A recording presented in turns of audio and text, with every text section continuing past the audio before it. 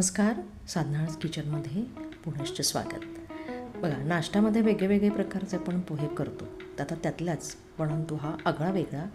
आता इथे मी पोहे घेतलेत निवडून, भाजलेले नाहीत, हे तसेच आहेत. आणि ताकामध्ये मी 1 चमचाभर साखर घालून घेतली आहे.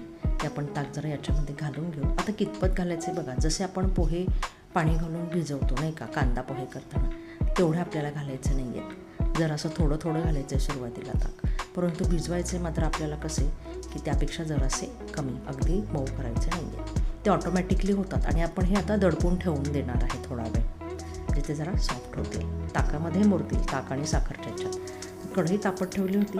याच्यामध्ये तेल घालून घेऊन आपण मोहरी आणि जरासे जिरे, कढीपत्ता मी घातलेला आहे. 1 मिरची तिचे 2 तुकडे करून ही मी फोडणी तयार करून घेतली.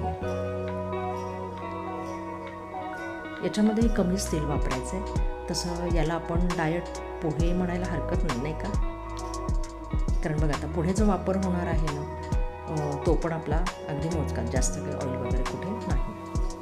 हे फक्त फोडणीसाठी घेतलेले आहे. तर आता ही आपली फोडणी रेडी आहे इथे. आता झटपट आपल्याला पुढची कृती करून घ्यायची.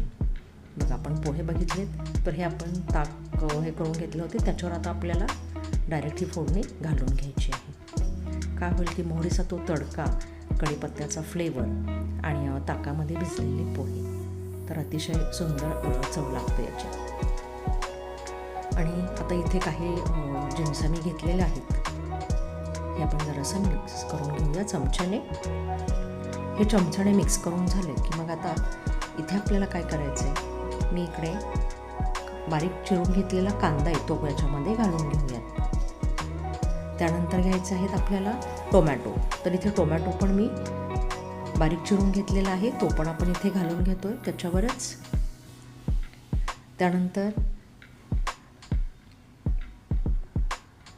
इथे आपण घालणार आहे पुढे मी काही शेंगदाणे, तर ते मी तळून घेतले होते. त्याच्या आधी मी इथे घालते आहे घरगुती केलेला मी मसाला, आणि हा इतका चविष्ट आहे की तुम्ही कशासाठीही वापरू शकता. याचा व्हिडिओ मी ऑलरेडी अपलोड केलेला आहे, तुम्ही एकदा बघाच हा व्हिडिओ. अतिशय रुचकर चविष्ट आहे. आणि आता त्याच्यावर घालायचं आपल्याला हे तळलेले शेंगदाणे. मसाला हा अगदी पौष्टिक आहे.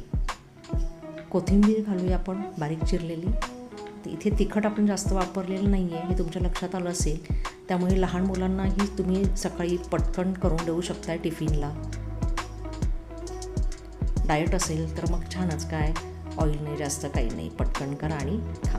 हे आपण आता सगळं एकजीव करून घेऊ. आता एक गोष्ट तुमच्या लक्षात आली असेल की ताकाचं आपण इथे वापर केला नाही. काय करणार, आपण लिंबू रस इथे घालणार नाही आहे. पण जर तुम्हाला हवं असेल तर तुम्ही इथे नंतर खाताना तुम्ही लिंबाचा वापर करू शकता.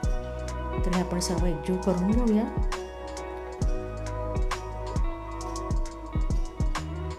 नेहमीच्या कांद्या पोह्यांपेक्षा हा असा एकदा करून बघितला ना पोह्याचा प्रकार, घरात सर्वांनाच आवडेल आणि पुन्हा पुन्हा असे पोहे तुम्हाला करावेसे वाटतील. बघा, गॅसची बचत आहे याच्यामध्ये नाही का. मीठ घालून घेऊया आपण इथे.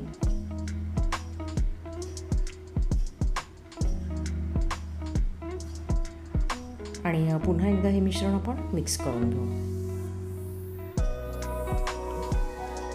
आता हे एकजीव करून झालं आपलं. आपले इथे पोहे तयार झालेले आहेत. हे आहेत आपले दडपी पोहे, स्पेशल दडपी पोहे वेट लॉससाठी नाही का. चला, तर तुम्ही करा. तुम्हाला लागलं लिंबाचा वापर करू शकता. छान तळलेल्या मिरच्या ताव मारा. लाईक करा, शेअर करा, सबस्क्राईब करा.